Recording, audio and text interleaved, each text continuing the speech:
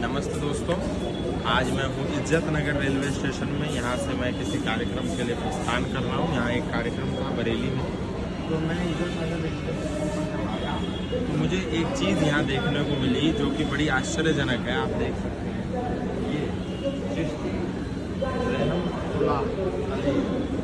ये कोई व्यक्ति उनकी कब्र बना दी है। और सबसे बड़ा दुर्भाग्य इस देश का ये है कि ये कब्र कहीं निजी ज़मीन पर नहीं बनी इस्लामिक लोगों के। ये रेलवे स्टेशन है, आप दिखाइए, इधर दिखाइए, रेलवे स्टेशन है। हम लोग प्लेटफॉर्म नंबर 1 पर खड़े हैं और प्लेटफॉर्म नंबर 1 पे घुसते ही एंट्री गेट पर ही ये कब्र बनी हुई है।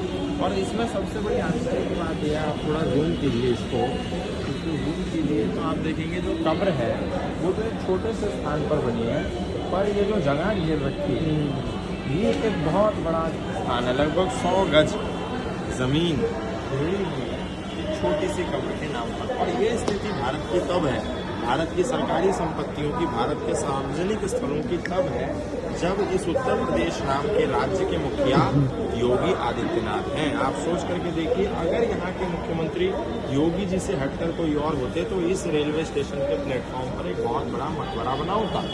ये हम लोगों के लिए चिंता का विषय है कि यदि ऐसा ही रहा तो ये कब्रें, मज़ारें, ये पीर फकीरों की दरगाहें जिसके नीचे होगा कुछ नहीं, बस केवल और केवल लैंड जिहाद है ये। इस लैंड जिहाद को खत्म करने के लिए हमको जन जागरूकता अभियान चलाना पड़ेगा। क्या यहाँ मंदिर बन सकता था?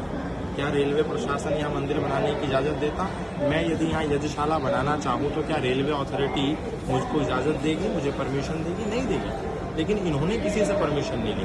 हमको छोटा सा कार्यक्रम भी करना पड़ता है तो परमिशन लेनी पड़ती है एसडीएम से, उसमें एसडीएम आनाकानी करता।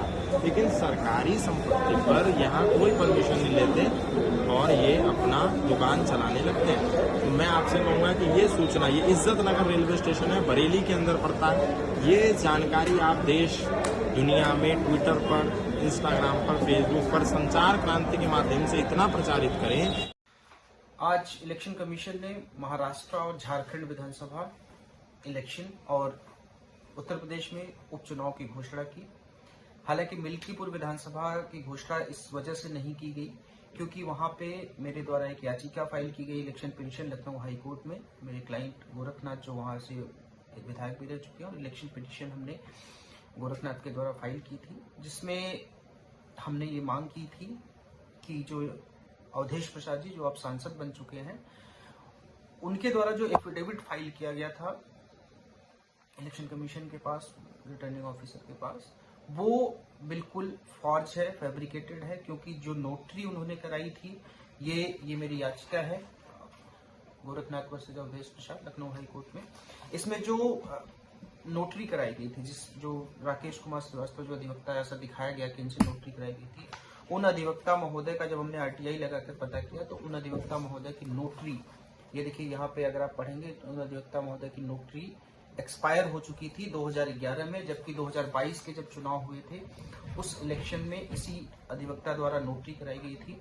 उसको हमने चैलेंज किया था, जिसमें माननीय न्यायालय ने संज्ञान लेते हुए नोटिस जारी किया था। इसमें सुनवाई चल रही है। हालांकि बीच में जब लोकसभा चुनाव हुए तो वो सांसद चुन लिए गए और इसलिए हमने भी याचिका को बहुत ज़्यादा प्रेस नहीं किया क्योंकि ऑलरेडी वो इन्फ्लेक्चुअस हो गई थी। लेकिन चूंकि मामला पेंडिंग है, मामले में माननीय न्यायालय संज्ञान ले चुका है, इसलिए आज चुनाव का जब घोषणा हुई तो मिल्कीपुर विधानसभा में घोषणा नहीं हुई। हालांकि हम 1-2 दिन में इसमें पिटीशन को विड्रॉ करेंगे और विड्रॉ करके उसके बाद इलेक्शन कमीशन को भी इन्फॉर्म कर देंगे। और दूसरी बात जो मैं देख रहा हूँ सोशल मीडिया पे कि बहुत सारे लोग इस बात को बहुत गलत तरीके से कर रहे हैं कि मिल्कीपुर से बीजेपी डर गई इसलिए वहां पे अनाउंस नहीं हुए,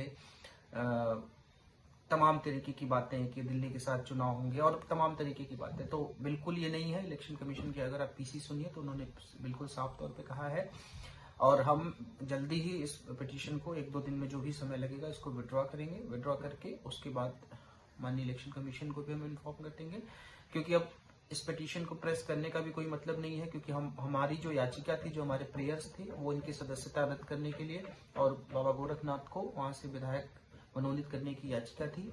हालांकि अब वो ऑलरेडी वहां पे विधायक नहीं है, वो सांसद बन चुके हैं, उन्होंने इस्तीफा दे दिया है विधायक पद से। तो इसको प्रेस करने का कोई मतलब नहीं है और वहां पे चुनाव भी होने चाहिए। ये बात मुझे लगा कि आपके संज्ञान में आना चाहिए, इसलिए मैं ये बात बता रहा हूँ। धन्यवाद। जय हिंद। बंद करो, सत्य का नियम बंद करो, बंद करो, बंद करो।